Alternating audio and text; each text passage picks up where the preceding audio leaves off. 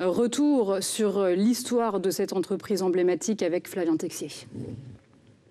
Les moins de 20 ans n'ont pas connu les débuts, les autres non plus d'ailleurs, car tout commence en 1848, et oui, sous la Deuxième République. À cette époque, Auguste Poulain lance sa première chocolaterie à Blois, et un siècle plus tard, en 1966, la télé nous raconte tout ça.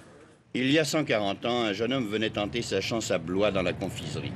Après un bref séjour à Paris, il revint sur les bords de la Loire, où il monta une petite usine, embryon de celle que nous allons visiter.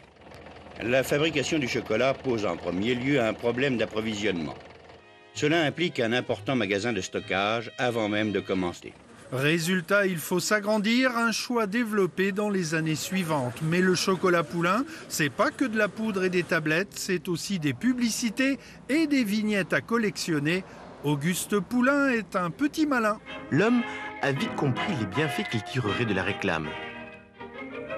Ce label, par exemple, c'était déjà de la publicité comparative.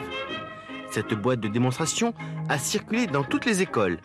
Et ces images à thème, dissimulées dans les tablettes, les petits gourmands de l'époque en ont très vite fait collection. Fin du XXe siècle, Poulain déménage, l'usine du centre-ville de Blois est détruite au milieu des années 90.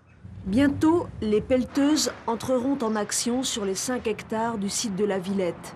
La ville, nouvelle propriétaire, a décidé de raser ces bâtiments pour construire une école d'ingénieurs et une maison de retraite. Seul subsistera le petit château d'Auguste Poulain. La marque s'installe au nord de Blois, à Villebarou, dans une usine moderne. L'image du célèbre chocolat est rajeunie, ses emballages modernisés dans les années 2010. Malgré ses efforts, la chocolaterie est aujourd'hui menacée de fermeture. Reste un produit qui aura marqué des générations de gourmands.